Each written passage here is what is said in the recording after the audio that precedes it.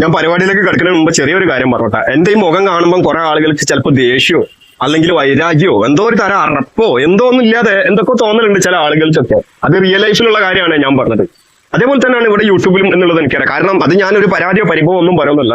അത് ഞാൻ ജനിച്ച സമയത്തിന്റെ പ്രശ്നമോ അതല്ലെങ്കിൽ ഞാനെന്നൊരു വ്യക്തി, അത് ഞാൻ ദൈവത്തിൽ വിശ്വസിക്കുന്ന ആളാണ്. ആ ദൈവം ഒരു തരത്തിലും ഗുണം പിടിക്കരുതെന്നൊക്കെ വിചാരിച്ച് ശപിച്ചു വിട്ടൊരു ജന്മമാണ് ഞാൻ എന്നുള്ളത് എനിക്കറിയാം. അത് ഞാൻ ഇപ്പൊ പറയാനുള്ള കാരണം എന്താണെന്ന് വെച്ച് കഴിഞ്ഞാൽ അതാ പറഞ്ഞത്. ഇപ്പൊ ഈ യൂട്യൂബിലും എന്റെ ഫേസ് കാണുമ്പോൾ ചില ആളുകൾക്ക് ഈ പറഞ്ഞ രീതിയിലുള്ള അറപ്പോ വെറുപ്പോ ഇതെന്താണ് ഈ എവന്റെ മുഖം എന്താ ഇങ്ങനെ ആ ഒരു ലെവലിലൊക്കെ എനിക്കറിയില്ല അത് എന്തൊക്കെ ആയിരിക്കും ആളുകൾ വിചാരിക്കുന്നത് എന്നുള്ളതൊക്കെ. ഇപ്പൊ 10-35 ആളുകളൊക്കെ വീഡിയോസ് ഒക്കെ കാണുന്നുള്ളൂ. പക്ഷെ അതിനൊരു ലൈക്ക് അടിക്കാൻ വരെ ആളുകൾക്ക് എന്തോ ഒരു മടി കുറച്ചിൽ ഇതൊക്കെയാണ്. ഇന്നേ വരെ ഞാൻ ഒരു വീഡിയോയിൽ ഒന്ന് സബ്സ്ക്രൈബ് ചെയ്യോ, പ്ലീസ് ഒന്ന് ലൈക്ക് ചെയ്യോ, കമന്റ് അടിക്കുന്നൊന്നും ഞാനൊരു വീഡിയോയിലും പറയില്ല. കാരണം ഞാനത് പറഞ്ഞിട്ട് കാര്യമില്ല. എനിക്കറിയാം എന്നെ ആർക്കും ഇഷ്ടപ്പെടില്ല എന്നുള്ള കാര്യം എനിക്ക് നല്ല രീതിയിൽ ബോധ്യമുണ്ട്. ഇപ്പൊ പറയാനുള്ളതെന്ന് വെച്ച് കഴിഞ്ഞാൽ ഇവിടെ ഇപ്പൊ ഞാൻ ഒരാളും വീഡിയോ പറഞ്ഞാൽ ഞാനിത് ചെയ്യും.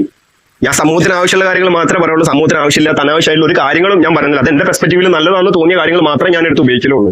അതിലൊന്നും എനിക്കൊരു പരാതിയില്ല, പരിഭവമില്ല. തകർക്കാനോ തമർത്താനോ അല്ലെങ്കിൽ തളർത്താനോ ഒന്നും പറ്റൂല. അതുകൊണ്ടൊന്നും ആരായാലും ശരി.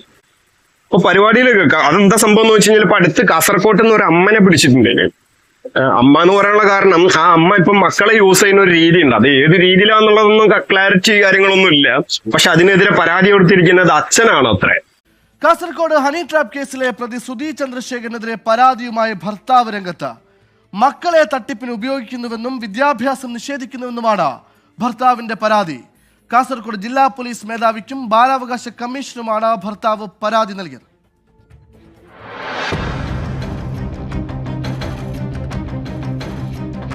കുട്ടികളെ തട്ടിപ്പിന് ഉപയോഗിക്കുന്നതായും വിദ്യാഭ്യാസം നിഷേധിക്കുന്നതായും ചൂണ്ടിക്കാട്ടിയാണ് സുധി ചന്ദ്രശേഖരന്റെ ഭർത്താവിന്റെ പരാതി. 2022-23 അധ്യയന വർഷത്തിൽ മക്കളെ സ്കൂളിൽ വിട്ടില്ലെന്നും വിദേശത്തായിരുന്ന പിതാവെത്തിയാണ് കാസർഗോഡ് നഗരത്തിലെ മറ്റൊരു സ്കൂളിൽ ഈ വർഷം ചേർത്തതെന്നും പരാതിയിൽ പറയുന്നു. ഈ അധ്യയന വർഷത്തിൽ കുട്ടികൾ വെറും 3 ദിവസമാണ് സ്കൂളിൽ പോയതെന്നും പരാതിയിൽ ചൂണ്ടിക്കാട്ടുന്നുണ്ട്. സുധി ചന്ദ്രശേഖരൻ താനറിയാതെ സമൂഹ മാധ്യമങ്ങളിൽ വ്യാജ പ്രൊഫൈലുകൾ നിർമ്മിച്ച് യുവാക്കളെ കബളിപ്പിക്കുന്നതായും പണം തട്ടുന്നതായും ഭർത്താവിന്റെ പരാതിയിലുണ്ട്. ക്രിമിനൽ ബുദ്ധിയോടെ പെരുമാറുന്ന അമ്മയിൽ നിന്ന് മക്കളെ മോചിപ്പിക്കണമെന്നാണ് ശ്രുതിയുടെ.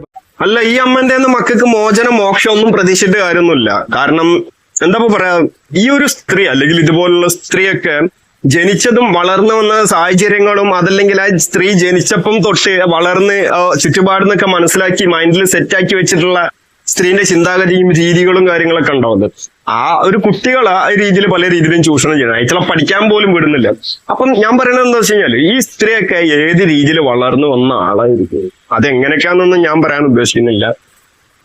ഒന്നും കൂടി ചുരുക്കി പറയുകയാണെന്നുണ്ടെങ്കിൽ തകർത്താടി കൂത്താടിയിട്ട് അങ്ങേ അറ്റം വിളയാടി കസർത്തി തെളിഞ്ഞു വന്നിട്ടുള്ള ഒരു സ്ത്രീ ആയിരിക്കും ഈ സ്ത്രീയൊക്കെ. അല്ലെങ്കിൽ സ്വന്തം മക്കളൊക്കെ ഈ രീതിയിലൊക്കെ ഉപയോഗിക്കാനൊക്കെ ആർക്കെങ്കിലും പറ്റുമോ? നല്ല രീതിയിൽ ഒരു ഉത്തമ സ്ത്രീ അല്ലെങ്കിൽ നല്ല രീതിയിൽ ഉത്തമമായി ചിന്തിക്കുന്ന ഒരു സ്ത്രീ, ഒരു അമ്മയ്ക്ക് ഒരു എന്ത് പറയാനാണോ അതിനൊക്കെ പറ്റുമോ? കുട്ടികളൊക്കെ ഇങ്ങനെ അങ്ങനെ അതാ പറയണ പറ്റുമെന്ന് ചോദിക്കുമ്പം അങ്ങനെ ഒരു ചോദ്യം പാടില്ല. നമ്മുടെ സമൂഹത്തിൽ നമ്മൾ കാണുന്നതാണ് പല രീതിയിൽ. ഇതൊന്നും ഒന്നുമല്ല എന്ന് വിചാരിക്കും ചില സമയത്തൊക്കെ.